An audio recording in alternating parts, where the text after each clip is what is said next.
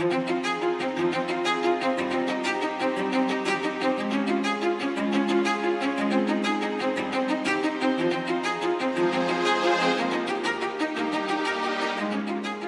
نام خدا، عرض سلام و ادب و احترام دارم خدمت شما همراهان گرامی. من حامد جعفری گوهری هستم، بنیانگذار سامانه پله، اولین پلتفرم برگزاری مناقصات، استعلام قیمت‌ها و معرفی خدمات دهندگان معتبر صنعت ساختمان. ما در ادامه مجموعه گفتگوهامون تحت عنوان صدای تجربه نگاه آینده با بزرگان، پیشکسوتان و فعالان صنعت ساختمان تلاش داریم تا تجربه ها، دیدگاه ها و چالش های این حوزه رو مستند کنیم و در اختیار جامعه مهندسی و کارفرمایان و مردم عزیز قرار دهیم تا در نهایت مسیری شفافتر و مطمئنتر و حرفه‌ای‌تر برای آینده این صنعت رقم بخوره. در این برنامه در خدمت یکی از مدیران ارشد و برندهای معتبر صنعت ساختمان در حوزه تولید بتون آماده هستیم، شرکت بتونسازان. در خدمت آقای مهندس انجم‌شاه هستیم. آقای مهندس، افتخاری است در خدمت شما هستیم. از تجارب و دیدگاهاتون استفاده می‌کنیم. لطفاً خودتون رو برای مخاطبان ما معرفی بفرمایید و بفرمایید که بتونسازان از چه سالی وارد تولید بتون آماده شدن. بسم الله الرحمن الرحیم. من قبل از اینکه هر چیز عرض سلام و ادب و احترام دارم خدمت شما و اول تشکر ویژه میکنم از شما. این فرصت رو به من دادید که شرکت تعاونی بتونسازان رو به شما معرفی کنم. من اول قبل از اینکه راجع به خود شرکت صحبت کنم، شما سوال کردید، خودم معرفی کنم خدمتتون. من انجم‌شاه هستم، مدیر عامل شرکت بتونسازان. من فوق لیسانس عمران رو دارم از کشور آمریکا و سال هاست که توی عرصه صنعت ساختمان مشغول به کار هستم، یعنی بالای 40 خردی سال تجربه دارم. من در قسمت‌های مختلف صنعت ساختمان کار کردم. ما سالها پیمانکار بودیم، کارهای راهسازی رو انجام میدادیم، ساختمان سازی انجام میدادیم و غیره و سالک. در کنار اون بعدها یه فرصتی پیدا کرده مدیریت دولتی رو داشتم و در بعضی وقت بعد از آن یه فرصت خیلی خوبی نصیبم شد، تونستم یه مهندسین مشاوری رو راه اندازی بکنیم که الان در حال حاضر علیرغم که من دیگه باهاش فعالیتی ندارم، یکی از بزرگترین مهندسین مشاور کشور ما هستش. و تمام طول این سالها در کنار کارهای پیمانکاری، کارهای طراحی، نظارت و غیره، من تجربه 30 سال حق تدریسی دانشگاه رو دارم که توی دانشگاه بخش عمران مهندسی عمران شهید باهنر کرمان مشغول تدریس بودم. همه اینا جمع شدن با همدیگه اومدن توی کار صنعت تولید یا به قول معروف کار تولیدی و شرکت تعاونی بتونسازان و سال 1385 به عنوان با یه دیدگاه متفاوتی تأسیس کردم با چند تا از دوستانمون به عنوان شرکت تعاونی بتونیم که متفاوت باشیم در صنعت ساختمان. موقعی میگیم متفاوت باشیم در صنعت ساختمان، از همه نظر میخواستیم که متفاوت باشیم، هم از نظر علمی، هم از نظر کیفیتی، هم از نظر سرویس دهی و غیره. میخواستیم متفاوت باشیم تو صنعت ساختمان کرمان، یک کمکی بکنیم به سازندگان. با این دیدگاه این مجموعه راه اندازی کردیم، چون من خودم پایه که سازمان نظام مهندسی رو به عنوان ناظر دارم، پایه که مجری رو دارم، نتیجتا دقیقاً میدونم که تو شهر چه اتفاقی داره تو صنعت ساختمان میفته. با همه این تجربه ها با همدیگه رو هم جمع شد، اومد توی صنعت تولید بتون آماده. ما جز اولین تعاونی تولید کننده بتون آماده هستیم که استانداردمون رو گرفتیم تو کرمان و جزو واحدهای منتخب نمونه کیفیت هستیم. شاید این کلمه خیلی مهمه که من روش تاکید کنم، ما تنها واحد منتخب نمونه کیفیت اداره استاندارد هستیم. به مدت 14-15 سال ما انتخاب شدیم. حالا تو نمونه صنعتی هستیم، نمونه تعاونی برتر هستیم، کارآفرین برتر بودیم و رزومه بسیار قوی داریم تو قسمت. و خوشحالم بعد از همه این سالها که الان در خدمت شما هستم تونستیم اون دیدگاهی که داشتیم که سال 1385 این مجموعه رو راه اندازی بکنیم به اونها رسیدیم، به تمام اهدافمون رسیدیم و الان یکی از برندهای، شایدم تنها برند بتون آماده استاندارد شهر کرمانی. باعث افتخاره. بسیار عالی، ممنونم. بفرمایید الان در چه شهرهای و در چه پروژه‌های مشغول به فعالیت هستین و ظرفیت روزانه یا ماهانه تولید بتون آماده شرکت چقدر هستش؟ ببینید بتون آماده ما اصطلاحش میگیم موجود زنده است. یه موجود تولیدی هستش که بیشتر از 90 دقیقه زمان نداره. از زمانی که شما تولیدش میکنی تا زمان مصرفش میکنی 90 دقیقه بیشتر زمان نداره. نتیجتا ما تنها جایی که میتونیم فعالیت کنیم فقط تو شهر کرمانه.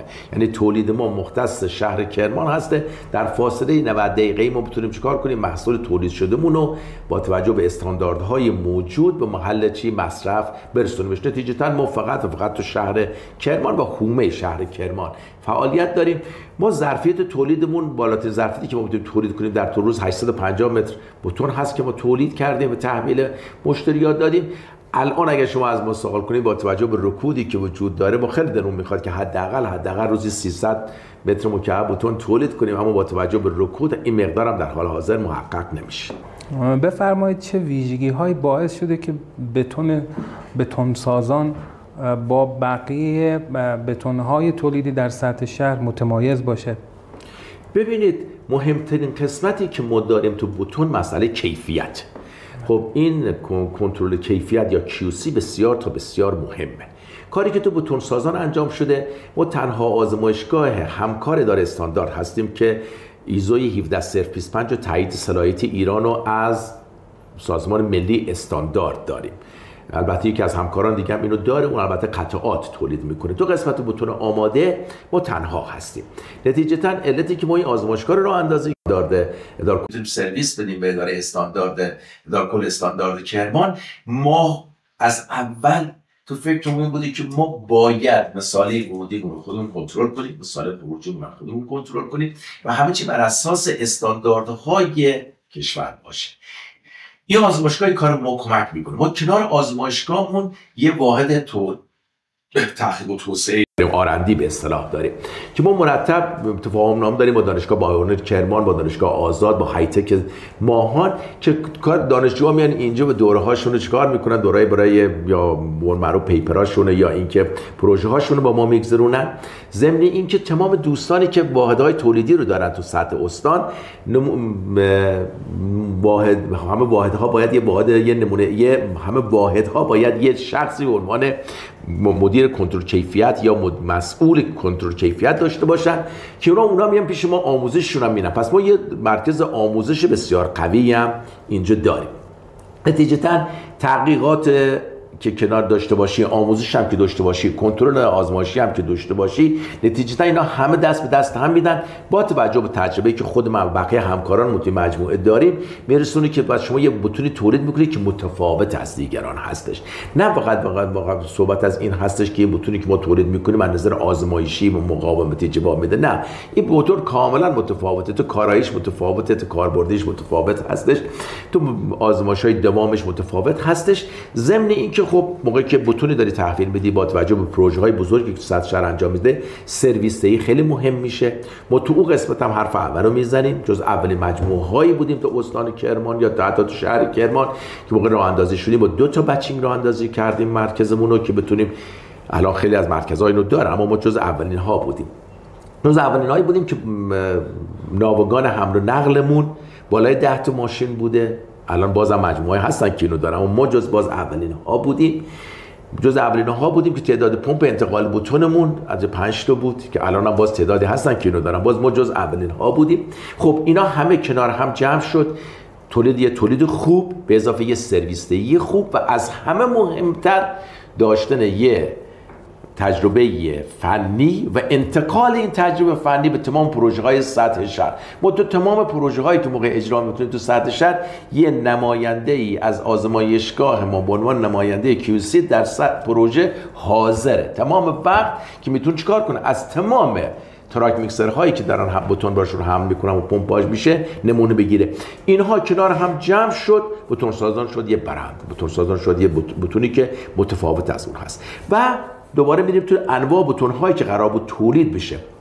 ما تو همشون تو اولین ها هستیم. بتون‌های خود متراکم، بتون‌های با مقاومت بالا، بتون‌های ریزدونه، بتون‌های سبک، بتون‌های رنگی، اینا همه رو ما جز اولین هایی هستیم که تو کرمان اینا رو تولید کردیم و به صنعت ساختمان کرمان چیکارشون کردیم؟ ارائهشون دادیم. قطعاً باعث افتخاره که ما در خدمت شما هستیم و بتونیم مجموعه‌های معتبری همچون شما رو بتونیم به مردم عزیزمون معرفی کنیم. شاید خیلی از مردم اینو نمیدونن، ولی تمام اون پیمانکارها و افرادی که در صنعت ساختمان دست دارن قطعاً واحدهای کنترل کیفیت شرکت بتونسازان رو در سر پروژه ها دیدن و نظم و دقتی که در هنگام بتون ریزی دارن ما قطعاً اینو به عین تو پروژه هامون دیدیم و این مثال زده نیست. آقای مهندس بفرمایید بزرگترین چالش امروزی صنعت تولید بتون آماده در کشور چی هستش در پروژه های عمرانی و پروژه های شخصی و عمرانی؟ ببینید چالش ها خب زیاد هستش. البته موقع چون کار تولیدی انجام میدید خب همیشه چالش دارید، چالش های متفاوتی از طرف های ارگان های مختلف دارید. اما ببینید من فراموش کردم تو قسمت اول بگم ما مراجع به یه آیتمی هم داریم صحبت میکنیم که اصلی ترین آیتم ساختمانه. یعنی همه چیزو میشه توی ساختمانی عوض کرد. توی موقع میگیم ساختمان منظور مراد سدی باشه، نمیدونم پل باشه یا ساختمان مسکونی باشه که ما بهش میگیم بنا، فرقی نمیکنه. این آیتم غیر قابل عوض شدن و تعویض شدن. نتیجتاً بسیار تا بسیار هر چی راجع بهش بدونیم و هر چی راجع بهش عمل کنیم از نظر فنی بازم کمه. ببین چالش مهمی که ما داریم، ما مهندسینی که تو سطح کشور ما داریم، نه فقط کرمان نیستش، مهندسینی که اینا از نظر علمی بسیار تا بسیار خوب هستن و موقع میریم تو صنعت بتون و تحقیقات رو میبینیم و ریسرچ ها رو میبینیم و پیپرهایی که چاپ میشه رو میبینیم و توی اینا همه میبینیم، ما خیلی راجع به بتون خیلی چیزا میدونیم. اما موقع میایم تو تولید میبینیم نه، ما هنوز سنتی هستیم. همون بتون اصطلاحاً میگن 350 کیلوگرم سیمان و با همون طرح اختلاط قاطی کنیم و با 350 کیلوگرم سیمان یه مقاومت 300 بگیریم و با همون شن و ماسه قاطی کنیم. من یه موقع برای همه مثال میزنم، میگم مرحوم پدر من 50 سال قبل همون کار میکرده که من دارم انجام میدم، فقط تغییری که کرده تو ماشینالات و تو داستانها بوده.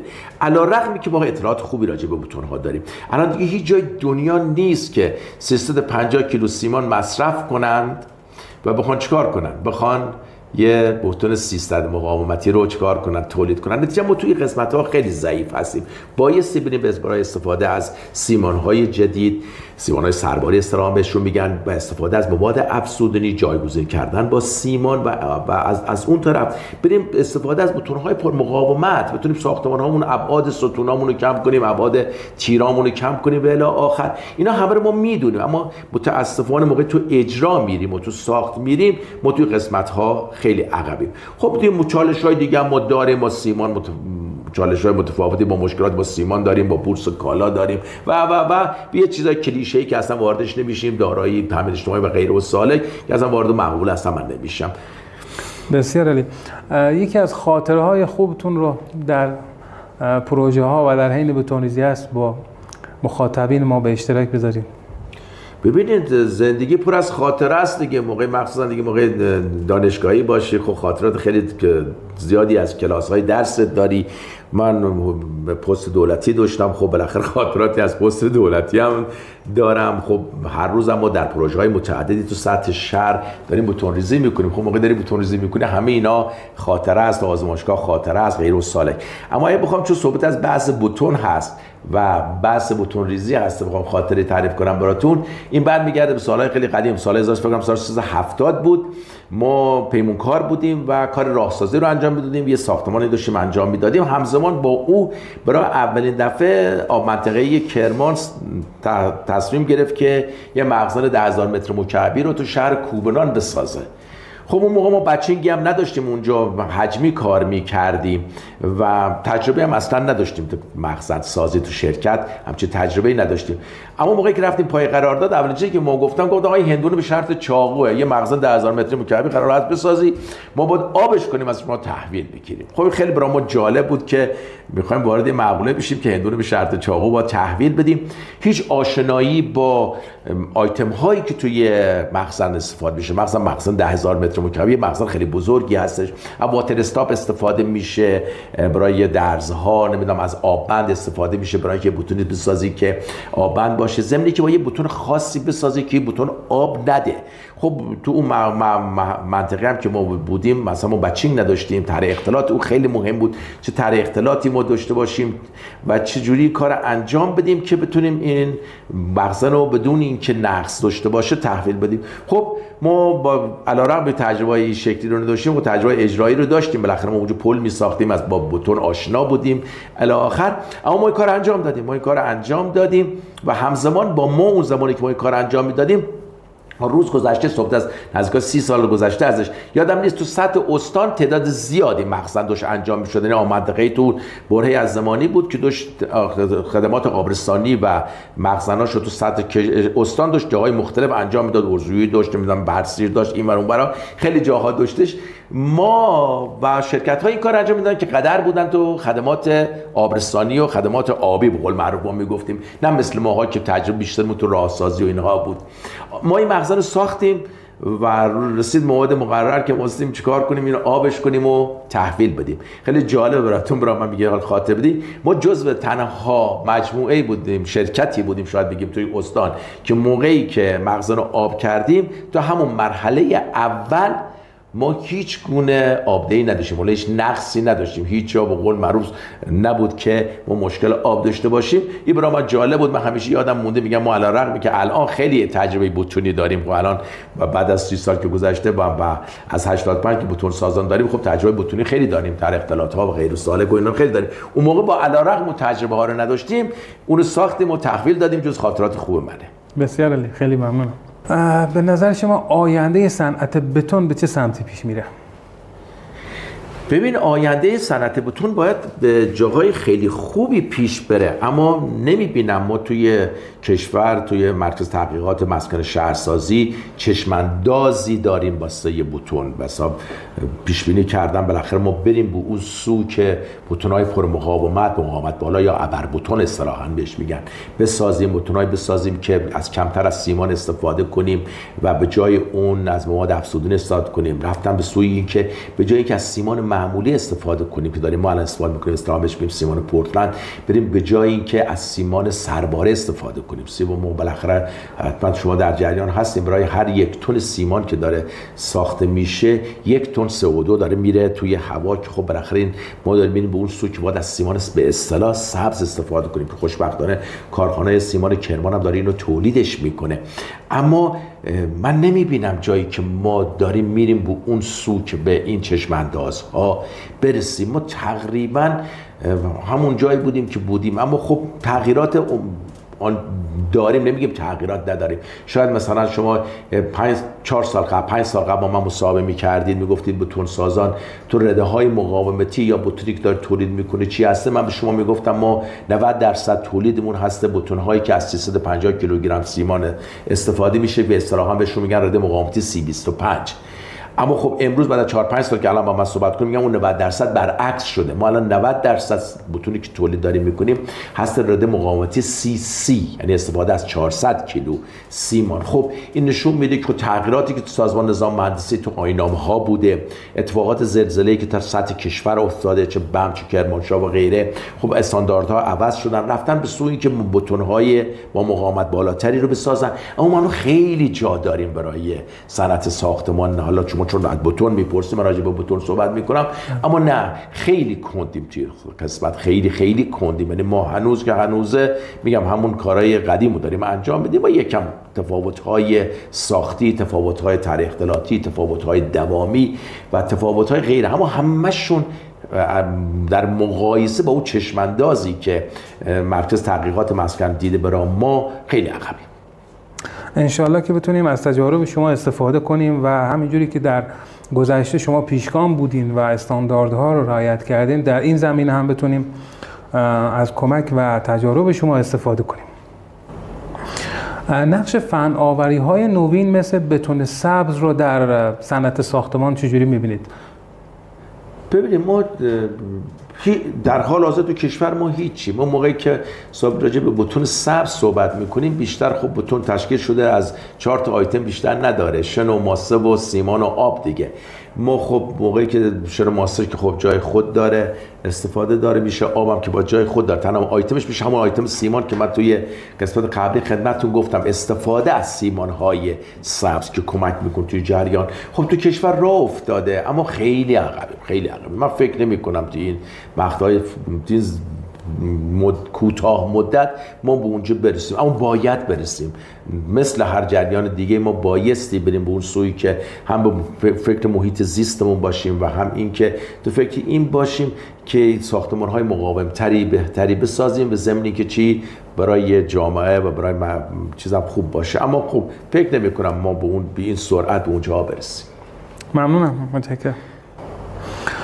پلتفرم‌های هوشمندی مثل پله چه کمکی میتونن در مدیریت پروژه ها و تأمین بتون‌های استانداردی رو که در شهر تولید میشه به کارفرماها و مردم عزیزمون داشته باشن، با توجه به اینکه شما الان ملاحظه می‌فرمایید خیلی جاها خیلی از دوستان هم تامین کننده بتون هستن به واسطه‌های مستقیم و غیر مستقیمی که حالا من نمیخوام ورود کنم به این داستان.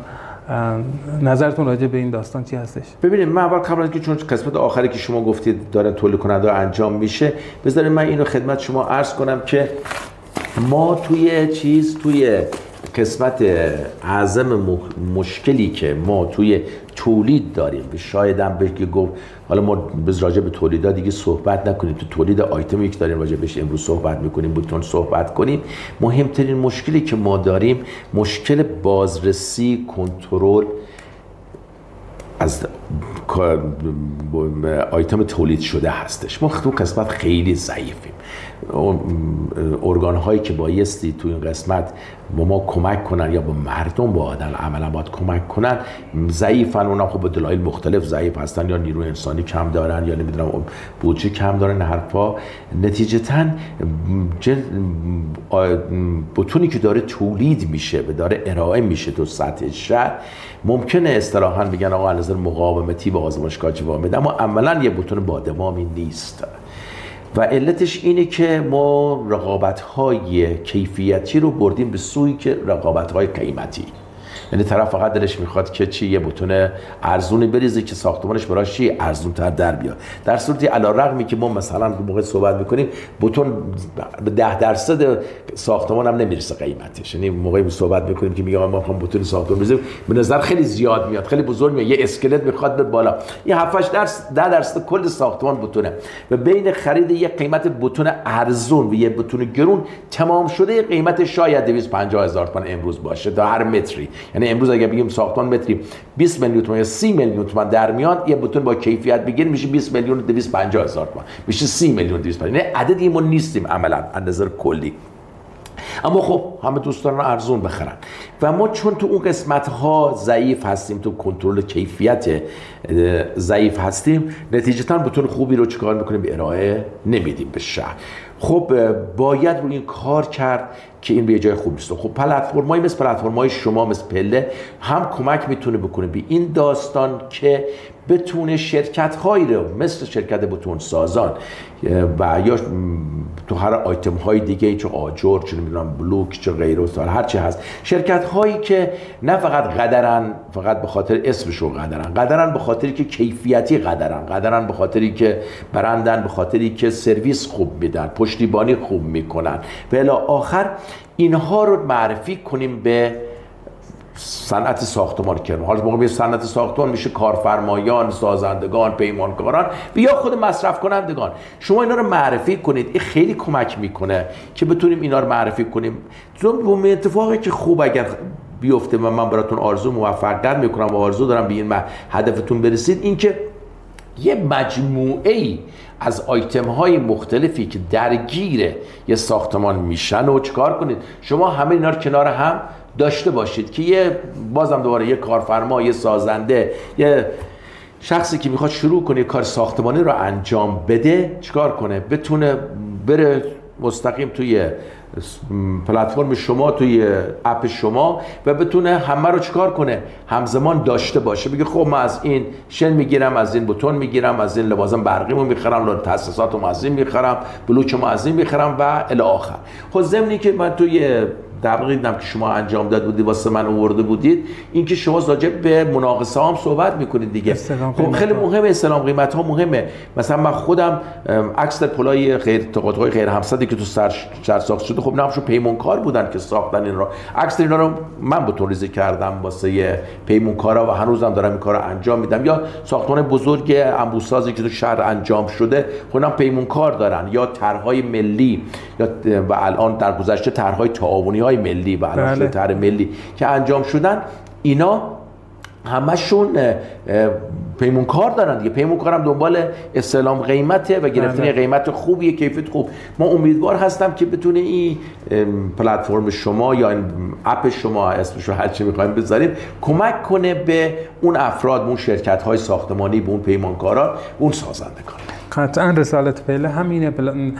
پله برای این اومده که خدمات دهندگان معتبر رو معرفی کنه. اینه که اون افرادی که واقعا دارن خوب خدمات رسانی میکنن، از مرحله ورود مسائل تا زمانی که حالا پروژه تمام میشه، خدماتشون ارائه میشه، خدمات پس از فروششون، تمام این شرکت‌های معتبر رو معرفی کنیم و در نهایت بتونیم یک جامعه آماری خوبی و یک بانک اطلاعات خوب از خدمات دهندگان معتبر رو در اختیار مردم عزیزمون قرار بدیم. آقای مهندس بفرمایید اگر بخوایم یک توصیه‌ای به نسل جدید مهندسان و افرادی که به تازگی وارد این حیطه شدن و افرادی که در حوزه تولید بتون آماده فعالیت دارن، یه توصیه‌ای داشته باشیم، اون توصیه چی میتونه باشه؟ ببین توصیه خیلی زیاد میتونه باشه. موقعی که ما داریم کار تولیدی انجام میدیم، مخصوصا که داریم کار بتون رو انجام میدیم که آیتم اصلی هستش، توی ساختمان هستش، خب خیلی چیزا میشه راجع بهش صحبت کرد. شاید مهمترین جمله کلیدی که بشه استفاده کرد توی داستان اینی که ما وجدان کاری داشته باشیم. چون واقعا اون طرفی که داره از ما این آیتم رو میخره نمیدونه ما چی داریم بهش میدیم. درسته ما آزمایش میگیریم، نمونه آزمایش میگیریم، الی آخر کار انجام میدیم، اما داشتن اون وجدان کاری خیلی کمک میکنه که ما واقعا احساس اینو داشته باشیم ما داریم معقوله‌ای رو تولید میکنیم که این پس فردا اگر خدای ناکرده یکی از بلاهای داشته باشیم، مثل زلزله داشته باشیم، باید جواب بده، به جون مردم رو نجات بده. ما بارها گفتم تو زلزله اگر میگفتن 10% 20% فقط استانداردها رعایت شده بود، شاید یه قد تعداد آدم 30,000 نفر آدم فوت نمی کردن. نتیجتاً وجدان کاری داشتن بسیار مهمه. حالا برای که وجدان کاری داشته باشیم، یعنی که می‌خوایم چه آیتمی رو که می‌خوایم تولید کنیم تمام جوانب این در نظر بگیریم. مثال آزمایشگاهی که می‌خوایم، محصولی که مواد اولیه‌ای که می‌خوایم بخریم، موادی می‌خوایم باش تولید کنیم، نوع تولیدی که انجام میدیم، نوع سرویس دهی که انجام میدیم. سرویس دهی بعد باعث خواهد شد یه بتون ریزی شما کلی درز سرد ایجاد کنی. به درز سرد با پس فردا و یه اتفاق که اگه خدا نکرده ناگوار به اتفاق بیفته بسیار پرهزینه است، به خاطر که هزینه‌های جانی داره. خب پس با همون وجدان کاری داشتن و شناخت این که ما چی داریم انجام میدیم خیلی کمک میکنه به این داستان. و بالاخره بعضی مردم داری داشتن، صادق بودن و خیلی چیزا میتونه تو بیزینس یا توی کاسبی مهمه که همین رو میدونن.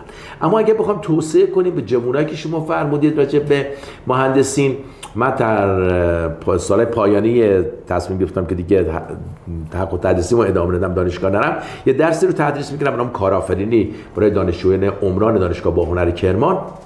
یه چیزی رو اونجا ما به دانشجوها میگفتیم، حالا امروز از شما از من سوال کردیم میگفتیم. قدیم ما پدر ما بزرگان به ما میگفتن خواستن توانستنه.